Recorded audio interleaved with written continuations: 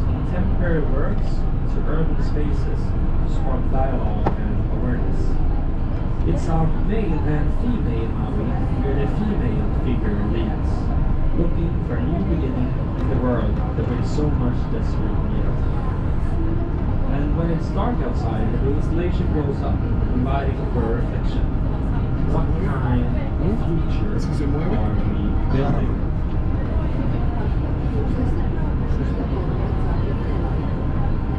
And this old bar here on the right hand side is called the Nakastan, and it's reached by the public ferries. So you'll see during this tour that you can see bigger white boats with blue SL logos upon them. They are part of the public transport. And this area is reached, for instance, with the. And then on the right hand side again, you'll see another statue. It's a 23-meter big stone arch. It's from our artist called Carl Mills, and it's supposed to illustrate God at the top, who's placing out stars in the sky as a symbol of hope. And then just beyond the little arc, there's an angel who is tossing up the stars to God for him to place out. It was originally built in the 1940s to be outside of the UN quarters in New York, but then was a change of land and Nakastan, this area.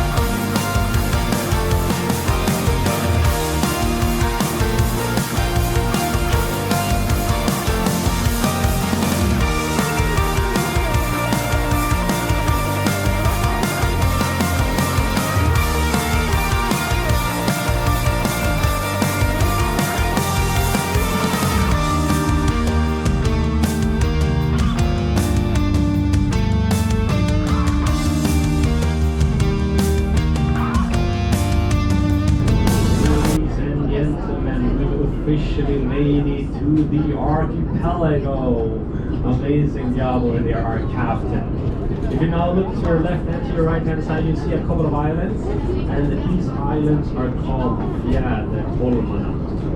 And they are considered to be the start of the archipelago. And an archipelago, for those of you who do not know, an archipelago is a set of islands in a closed area. And the archipelago here in Stockholm is actually the third biggest one, if you count it by islands, in the entire world. The first one is the Finnish one. Darn it. The second one is Canada, and the third one is here, Stockholm, Sweden. So out here you have around 30,000 islands. Yes, you heard that. 30,000 islands. Yes. That would be compared to the Indonesian island that is world famous for 17,000 islands. So the islands here to the right hand side is like the main area of the Archipelago, and it's a very popular destination point to come out and visit. You can reach it by 18 minutes of a ferry from Slussen inside of the city center, and then the departure points are all over the day. So this is an area that is very famous to come and visit because it's so close to the city center. So a lot of people who want to experience the archipelago life and the tranquility of it without having to travel hours and hours into it, then they come out here to Holmana. And here you have a lot of different things going on. This red villa up here is a coffee and fika place that has really good fika. And on the island itself you have a lot of like bars, and you have some bars and restaurants, and also it's a very creative island. So you have glass blowery, pottery, ceramics, jewelry, and that sort of stuff. So I actually really recommend you to go out here if you have any spare time. It's a really lovely place. Okay, so I thought we should talk a little bit about alcohol.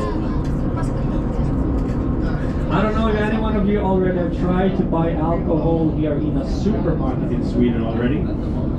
But if you tried, you would see it's impossible. Nowhere is this allowed. It's against the Swedish law in all of Sweden.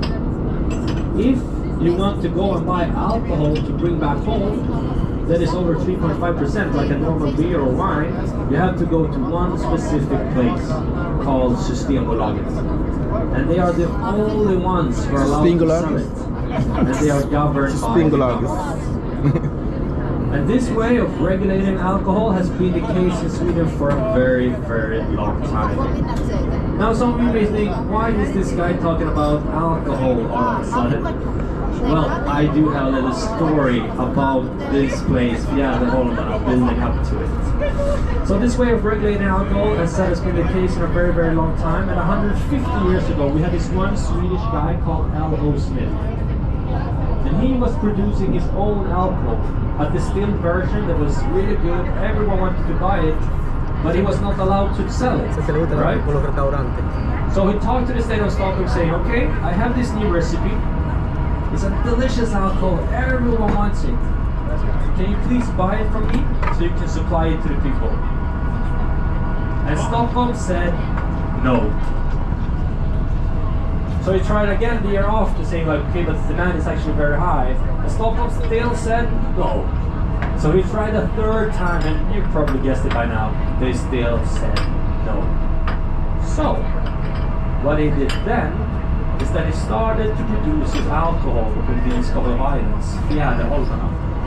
And these islands, being a part of the archipelago, it was not really under the jurisdiction of Stockholm, and in that way he managed to go beyond the legislation for 8 months period before the state finally managed to shut him down. But during those 8 months, he managed to sell 1.5 million liters of alcohol. So 150 years ago, we had a lot of small boats coming out here to Holmana, buying as much liquor as they could, and then heading back into the city center. And that guy, L.O. Smith, he later on invented a company called Absolut Vodka, if you ever heard of that.